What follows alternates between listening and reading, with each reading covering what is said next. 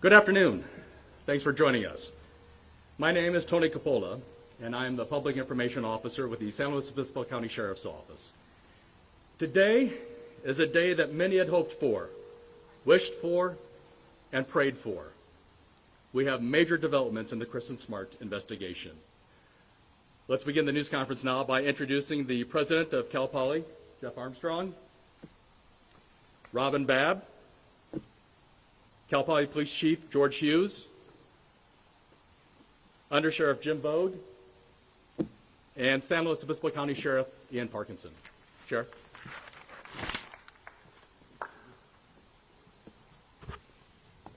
Good afternoon. The one person that was not introduced standing up front is Detective Clint Cole, who is our unsolved cold case detective, and I wanted to introduce him myself. I also have several members of my staff that are, excuse me, out in the audience. So, my name is Sheriff Ian Parkinson. I'm joined here, obviously, by the President of Cal Poly, Jeff Armstrong. I want to begin today, or we're beginning here today, because this is where it all began on the campus of Cal Poly University. On May 25th, 1996, this was the last place that Kristin Smart was seen alive. It has been 24, almost 25 years since Kristin went missing. 24 years without a resolution until today. I'm here this afternoon to announce the arrest of Paul Flores for the murder of Kristin Smart and the arrest of his father, Ruben Flores, as an accessory to the murder. I'm going to start just with a little timeline for those who may not follow this completely. So how did we get here? It's been a long process. Kristin Smart was a 19-year-old freshman Cal Poly student in May of 1996.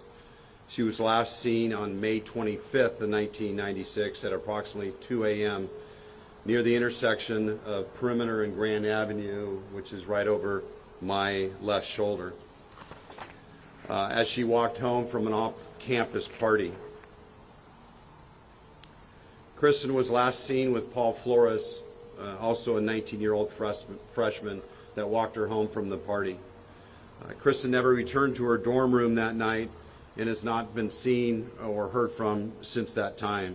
She was reported missing to the Cal Poly Police Department on May 28, 1996. Cal Poly Police handled the initial investigation into her disappearance with the assistance of investigators from the San Luis Obispo County District Attorney's Office. On June 26, 1996, about a month later, the San Luis Sheriff's Office assumed the lead investigation in the case. We have actively investigated the case since that time. We have received assistance from the FBI, California Department of Justice, numerous other law enforcement agencies throughout the state of California, and actually out of the state of California. I introduced Detective Cole for a reason. About 4 years ago, the Board of Supervisors, and I think the chair of the board, Lynn Compton, is here, granted a request that I had for a unsolved cold case detective. Many of our cold cases are actually assigned to our detectives in addition to their normal caseload, and Kristin's was one of those cases. Kristin's was one of the cases that I targeted for this position, and after granting that position, Detective Cole assumed that position and has been working on Kristin's case since then. Throughout our investigation, Paul Flores has remained a person of significant interest. There's been some discussion of what is a person of interest versus a suspect, and it's really a matter of terminology. When a crime occurs, everybody involved in that area could be a person of interest until they're ruled no longer of interest, either through alibi, through witness, through physical evidence. But Paul remained as a person of interest, and as the case progressed, became a suspect and the prime suspect of the case. So I became sheriff in 2011 and did a complete and requested a complete review of all the physical evidence that had ever been taken in the missing person case. In late 2016, we discovered additional evidence that confirmed that Paul was the suspect in the disappearance. In 2019, We interviewed several witnesses that had not been previously interviewed, and I'll say some of that information came to light through the podcast that many of you are familiar with, that was produced and eventually led to our interviewing that witness. And with the knowledge of the discovered of new evidence, new witnesses, sheriff's detectives secured a court order authorizing the interception and monitoring of Paul Flores' cell phone and text messages. This is one of many things that have been done over the last 10 years. In February of 2020, detectives served search warrants at the home of Paul Flores, as well as his sister, mother, and father, all simultaneously last year. Physical evidence recovered during these searches led to the service of additional search warrant at Paul Flores' residence in April of last year. During the search warrant, detectives recovered evidence related to the murder of Kristin Smart. In March of this year, detectives served another search warrant in Arroyo Grande at the home of Ruben Flores, the father of Paul Flores. Additional evidence related to the Smart investigation was discovered at that time. So as a result of this evidence, a San Luis Obispo Superior Court judge signed 2 arrest warrants and 2 additional search warrants. At approximately 07:30 this morning, today, both were arrested simultaneously with a team down in San Pedro, California, and a team in Arroyo Grande, California, and they arrested Paul Flores and his father, Ruben. Paul was arrested for charge of murder with 0 bail, meaning he is unable to bail, and Ruben Flores was arrested as an accessory to murder with a bail of $250,000. We are still currently in the process of executing those search warrants. Could be there for the remainder of the day or even into tomorrow, depending on what they find. Now, I understand a lot of people want to know what we found in the detail, and that's kind of the question that people continuously ask us and ask me, is what exactly did you find and what exactly do they have that has led to this? Well, I can tell you, unfortunately, the search warrants were sealed, which means I cannot discuss what evidence was found, and probably more importantly is that we have a due process right now, and everybody here is allowed that due process right. That means it has to go to court. There has to be a trial of 12 people and decide his guilt or innocence. So discussing specific items of evidence is just not appropriate at this point. I will say this, and this is probably a question that I will answer at this point, that we have not recovered Kristin. We will continue to focus on finding her remains regardless of any court action. So we will continue the process of finding out where Kristin is. We know that's an important part or important issue with the family. When I took office, one of the first acts that I mentioned was re-examining, starting from the beginning, and I often tell people this, that law enforcement solves crimes really 2 ways, through witnesses and physical evidence. When we lack witnesses, we rely on physical evidence. You hear it in the news all the time about physical evidence that has linked somebody to a crime. Well, that's extremely important to solving a crime. In this case, we were dealing with a case that was, at my point of coming in office, about 14 years old, which makes it very difficult. Since that time, I believe there's a list somewhere, I can't see it, probably somewhere over here. Thank you. That is highlighting what I'm just about to tell you. Since I came into office in 2011, we've served over 41 search warrants on this case, done physical searches of 16 different locations, one of which was back on the back hill, you may remember a few years ago, a complete re-examination of every physical item seized, submission of 37 items of evidence from the early days of the case for modern DNA testing, recovery of 193 items of physical evidence, new physical evidence. We've conducted approximately 137 person-to-person interviews, and in addition completed over 500 additional police reports. I can tell you this file, the size of it is probably in the size, if you put it on a hard drive, it's in excess of 3 terabytes. It's that much involved in this case. It's my hope that we're able to take the first step toward justice for the Smart family. Peace for the community, some justice out there for all of us, and most especially for Kristin. I have spoken to the Smart family numerous times, including this morning, matter of fact, twice today. I think they're feeling a bit of relief, but as you can imagine, until we return Kristin to them, this is not over, and we have committed to them that we are not going to stop until Kristin has been recovered, no matter what the cost, no matter what the time. We're committed to that, and I know they believe in us. I know they believe that we will find Kristin. So this afternoon, we have turned the case over to the San Luis Obispo District Attorney's Office. The way the process works, the warrants that were signed by the Superior Court allowed for the arrest and booking of Paul and his father, Reuben. Now the case has been handed to the District Attorney for review and their announcement of further proceedings. I'd like to thank my investigators. There was certainly the investigator that I introduced, Detective Cole, but there was Detective Commander that's in the audience, a new Detective Commander, many people over the years that have worked on this case.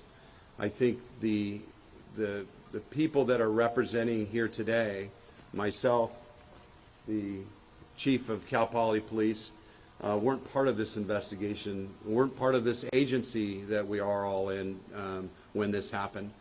And I think the cooperation that's taken place, I know President Armstrong has really opened the door for us to do and provide us anything that he possibly can, including having this press conference here in Cal Poly today. So I'd like to introduce President Armstrong to say a few words.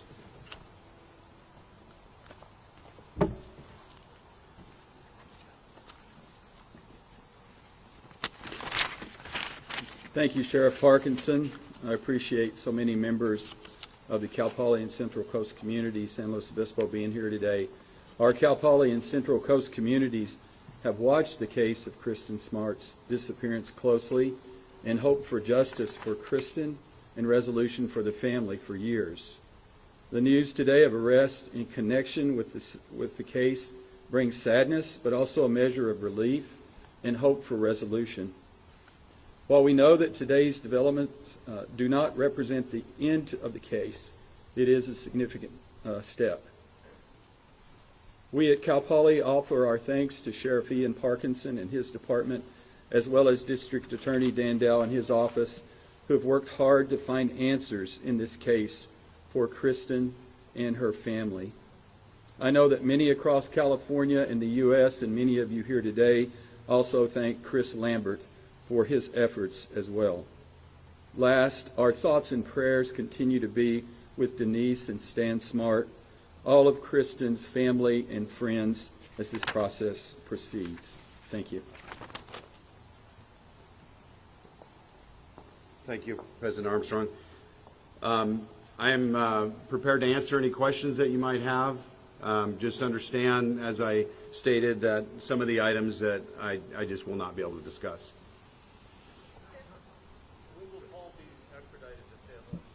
He was driven from San Pedro and booked into San Luis County Jail today already, so he's here. Sheriff Parkinson, are you guys any closer to finding Kristin at this point?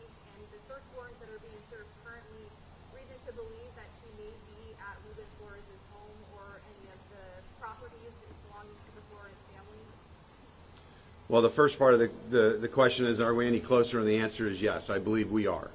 But only time will tell. So if obviously we recover her, we'd be making that announcement today.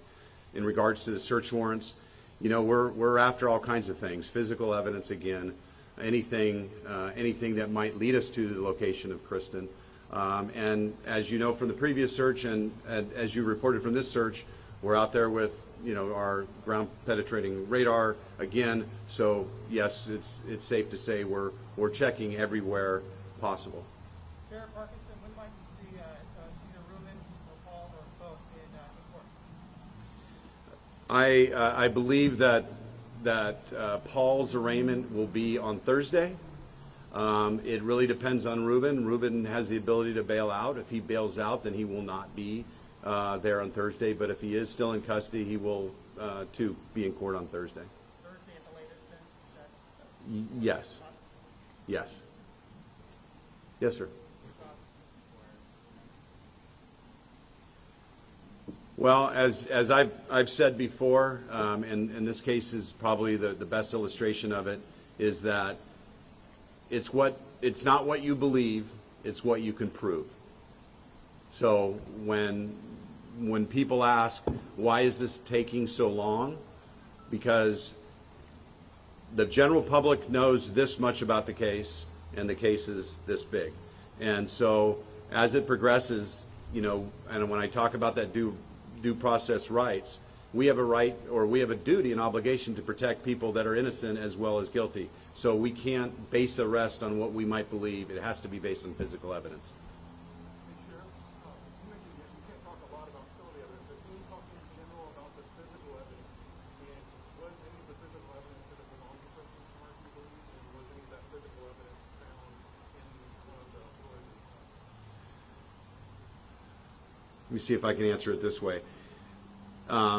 Forensic physical evidence was located, and yes, we believe it's linked to Kristin. And yes, we did find physical evidence at least 2 homes. You also mentioned some information in the podcast. Can you expand on that a little bit? In regards to what Chris Lambert discovered? Yeah, that comes up every year. So since I've come into office, we have 2 anniversary dates that are really centered around Kristin, and that is her birth date, and that is the date she went missing. That's typically when interviews, people want to interview me or interview the department on Kristin's case. I've always said that those are really good things because it's getting that message out.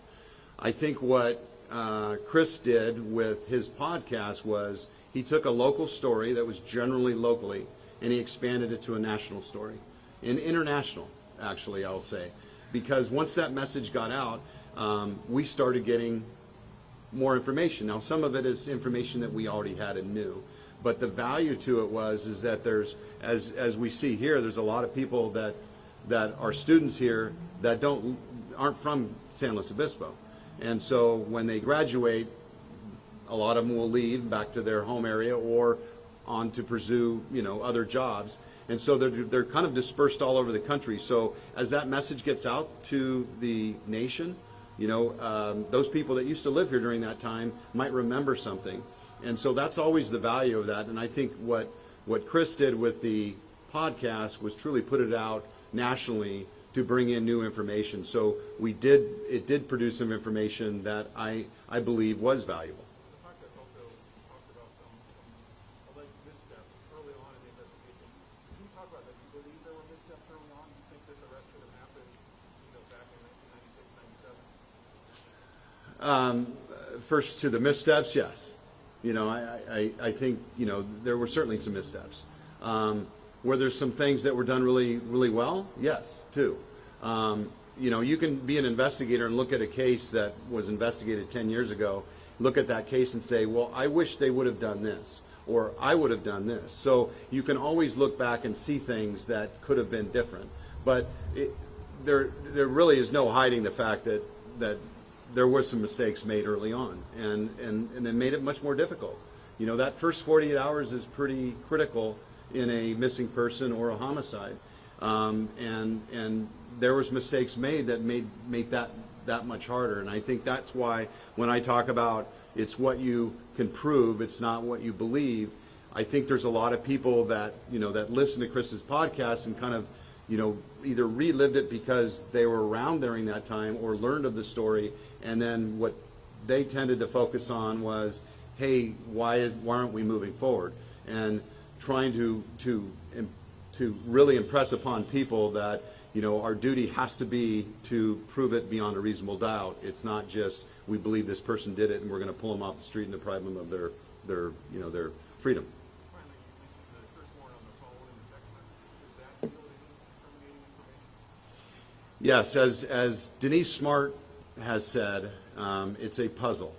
And the puzzle is, we're assembling the puzzle. And imagine if you've ever built a puzzle, you've found missing pieces, how frustrating that is because you're looking for the one piece and you find out there's 3 pieces that somebody's taken out of the puzzle or not putting it back. Well, this is what it has been. It's been a puzzle, and it's a very slow process to find each of those little pieces because at the end of the day, we got to see what that puzzle reveals. And so that was something Denise said early on to me, and I absolutely agree with it. That's the slow process of this and finding a little bit each place. So when you ask, was there something of value? My answer would be yes. There was something of value in various locations that kept coming up and coming to light. Sheriff, could Paul be charged with anything else in addition to murder? I really think that's a question that the DA is going to have to answer. I mean, once we turn the case over to them, they're the ones that actually file the charges. We know that the 187 of the Penal Code, murder is applicable. Whether or not something else will be, I think that's to be determined by the DA. I mean, and without finding Kristin, without remains or a body, how confident are you that evidence, physical evidence alone, will hold up in court? Well, you know what? You never know. I mean, you can have eyewitnesses, and it doesn't hold up in court because of either the admissibility or believability of the witnesses. So we don't know that until we try it. I'm confident that we have enough of a case to prove beyond a reasonable doubt. Now, the second part of your question is without Kristin. Well, there's cases all over the nation, what they call no-body homicides. As a matter of fact, there's a case in point that was on 48 Hours up in Placer County where they prosecuted, were successful. It went through appeal, they won, and years later they actually recovered the female victim's body in that case. So it's done all the time. Well, I say it's done regularly is probably a better answer. So yes, I believe it can be done, and I think that the district attorney can be successful because I think there's enough evidence to support it. My last question is, this is such a high-profile case. I mean, you can see the crowd that this has garnered for this press conference. Do you think that this is going to be a fair trial in San Luis Obispo County, or will it have to be tried elsewhere? So it's a good question, and I don't have an answer. Is there a chance that it's going to push for a change of venue? Yeah, absolutely. But that, again, is going to be a court function to determine. That's an item that will be placed in front of a judge to make that determination.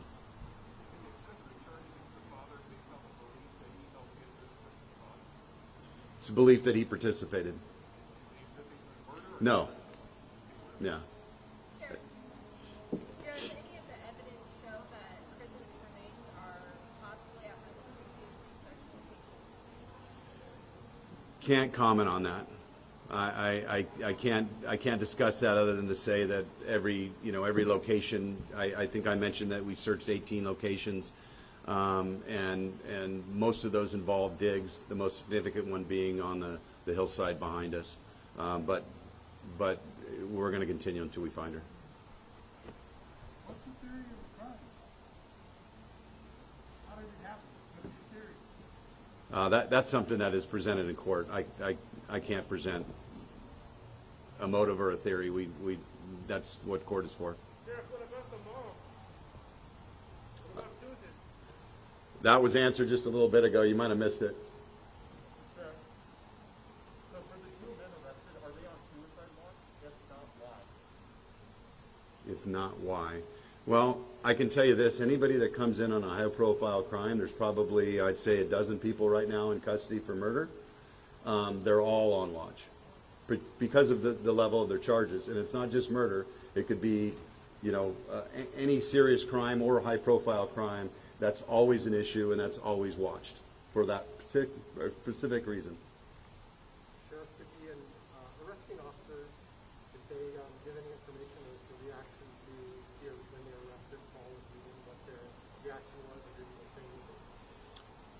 The only thing that's been relayed to me is that there was virtually zero communication, no response. Why was a Rainey warrant proposed? Well, as you know, I'll assume you know that a Ramey warrant is a warrant that allows for a law enforcement officer to go into a home and take somebody. If it was purely an arrest that a peace officer has the authority to make, they could make that in a public place on the street. But if you're going into a house, you cannot make that without an arrest warrant. So in order to make sure that he was in custody, it was imperative that we went to Superior Court and a judge signed an arrest warrant, in this case a Ramey warrant, to allow us, if we needed to go inside a home to take somebody, that we could do that legally.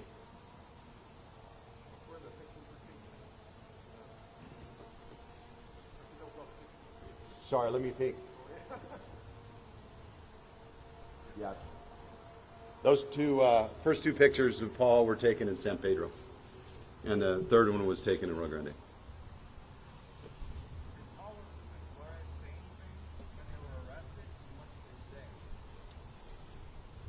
No. Nothing of consequence. I mean, what was their demeanor? Were they surprised? I heard reports of Paul being in Arroyo Grande over the weekend.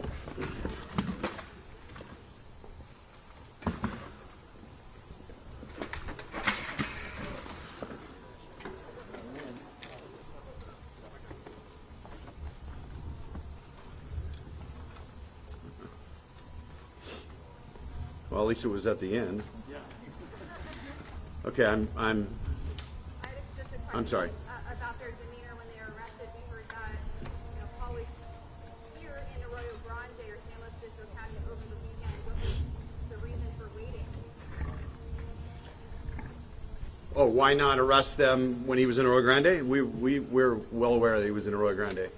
We had a warrant to be executed in San Pedro at his residence. So, yes, it could have happened here and we could have gone down there. But, when you set a timeline, when you talk about an operation of that size, when I'm sending, 30 people or 20 people down to Southern California and 20 people here along with forensic people, it's a lot bigger operation than meets the eye. So either when you start planning that and figuring out what personnel you have, once you get to a timeline, it's just better to follow the timeline unless something really changes, and really that didn't change much. Okay, anything further, I'm going to refer you to my PO, Tony Coppola, and thank you for coming today.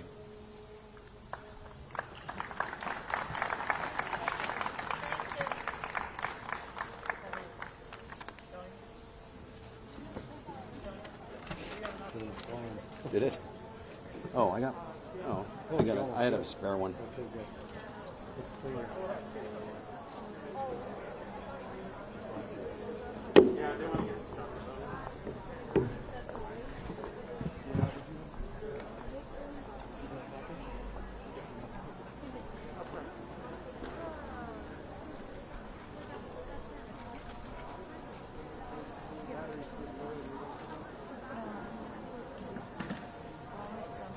Hey Tony, Nick Wilson. How's it going? Hi Nick. Good to see you. Good to see you too. Thanks for having us and answering so many questions. Do you have to have any info on jailhouse interview requests at this point, even if they say no? I don't. Let me text you it. Okay. And I got your text, or right at the beginning of that. And I will get back to you and let you know. Sure. Okay. Even if it's like babysitting hours, and I can put my name on the list. Right. We'll see what happens. Right. Right. You never know. It never hurts. Exactly. And it's happened, and I think it's